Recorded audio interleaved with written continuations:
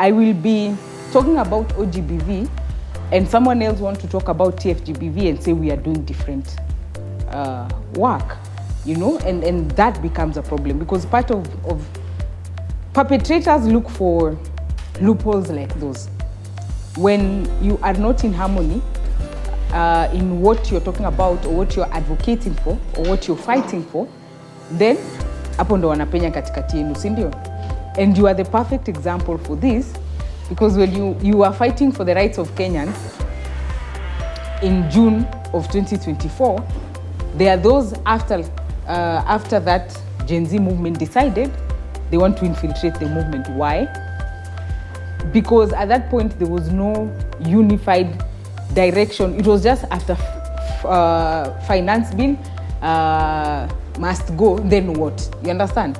So that then what? That is where people take advantage to ensure that whatever cause you're advocating for does not advance. If you've never been doing it as of yesterday, I hope after today you'll keep track of your budget. You live your life. You won't buy what you don't need. Okay? I have 5 pairs of suits only. Na moja ikichaka naongeza. I cannot go more than 5. Why? There are only 5 days in a week that we work. And we wear suits for 4 days. One day tunakuja hivi. Denim na nini, tunaambiwa tuvae kama majenzi na ni ngumu, so tunajaribu kutafuta. When we are at this age, we are normally told that you know, it is your time to explore and have experiences. So like you save up to do something good for yourself, or you save up, maybe you want to go to coast or something. So we are told like, because it's your time to experience things and maybe you also want to travel or do some few things for yourself, you find that the money we have goes to that. So how do you balance the two? Or if you have maybe a goal of retiring by this age, do you forfeit these experiences? Or, I think that's a very good question. It takes time, it's a process, But what do we want as young people? We want the pop-up stuff. We want when we start, you event kwanza unapewa 10,000 sitting per DM. Yani you have lump sum of money, but we do not see that the people who are earning that amount of money are currently 50, 60, 70 years, or rather, that's age range. You're forgetting you're only 22, 23, 24, 25, and above. Before fike 40. So you forget these people have taken time to amass what they have. For you want it in one day. Them, they've taken like more than 10 years to develop that particular privilege that they're enjoying at that time. So being involved intentionally in every project that we want to do will help us to have a different mindset of us not looking at our tu kama wazee na okay ni sawa wako na experience lakini sisi ndio tunajua.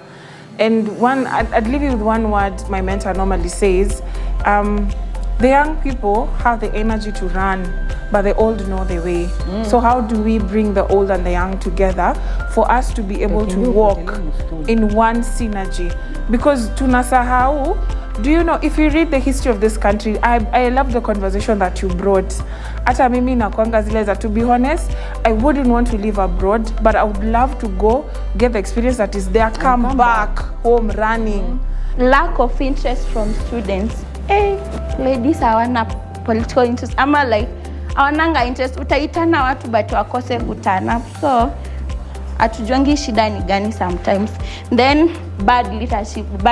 I think pia leadership ndi inafanya. Najua venye as a leader venye una interact na watu, ndi itafanya watu venye watatana.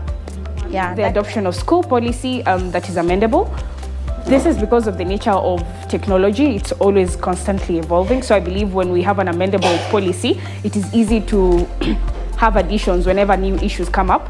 Then the point on an umbrella female body, it's easy to source for example, funding or mobilize people more when we are working collaboratively as a team. Then spreading of awareness even more, capacity building, then creation of a healthy social club. For example, like we give an example of the gossip club that we have in my school that has very funny messages. So if we could have a TFGBV version of that, it would be really, really nice. Then integration of digital safety in the school program. For example, the way we have other short courses in school, and we are taught units like BIB, Biblical Studies. So we are just thinking it would be such a nice opportunity for us to have a program that's running that's solemnly educative on TFGBV. Then integrating legal and other school activities with TFGBV booths. For example, on days of legal aid clinics, we can have booths that when the members of the community come, we talk to them and enlighten them about TFGBV, because I don't think they really know what's up. I think if you're in the political space as a woman leader, that is what you've experienced. Yes. True or false? True. Yeah, that is when they want to say, oh, they saw you with the lecturer, and you don't want to go and report because you feel like, of course, they've seen me with the lecturer several times because, yeah, I'm a class rep. I have to go and collect the class refills and all that.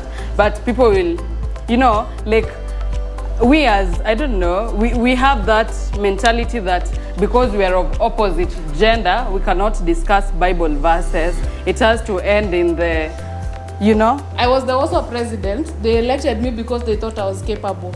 But once I report that nimetukanwa na mtu online, now you are no longer capable to be a leader, you are a weakling. So at the end of the day, the people who are in leadership spaces, who are supposed to help the other people they represent, are the ones who are being victimized the most. So how do these people who are being victimized go to the ground to tell the others? So shida iko hapa kwa uongozi kwanza, because nobody thinks that leaders have the problems. People always think that leaders are the tough people who are supposed to be mothering the other people. Underfunding, the biggest problem we have is money. Money is the problem.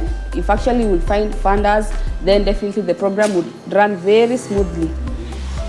A lack of information, people do not know who to address, they don't know where to seek help from. So if they would find, or they will actually be informed with how they can handle some of these problems, they will definitely be able to handle them smoothly. And then normalization of TFGBV. In this case, is when you find someone tells you or they body shame you or whatever, and then you address it to someone, maybe security or someone, they tell you that's something so petty. I may not have time to attend that. Stop being petty and stuff. So you'll be demoralized, and tomorrow you'll just keep your problem to yourself. We want them to come and teach the young ladies on various ways of everything and enlighten them. Those goons, they'll come and approach you as the president. They will tell you, we need token, tunataka kitu kidogo, lipa ushuru. Lazima utaksiwe. So with that, unapata ni ngumu sana because you are going back to your pocket. Na obviously, hata una hiyo do. Umengangana sana for that event to take place. So that is what we are calling bullshit. Yes. Do you feel with those many challenges, something you can do about that? Yes, I do. Do we have anything you can do about that? Yes. And do you know the reason why people do SWOT? So that after saying, these are the opportunities, then the next question on that should be, how do I maximize on that opportunity? These are the strengths. How do I use these strengths? These are the threats. What do I do to mitigate the threats? And if these are the weaknesses, what do I do about that weaknesses? So azifanyangwe tu for the sake. Tunaelewana? So this what is, it applies everywhere.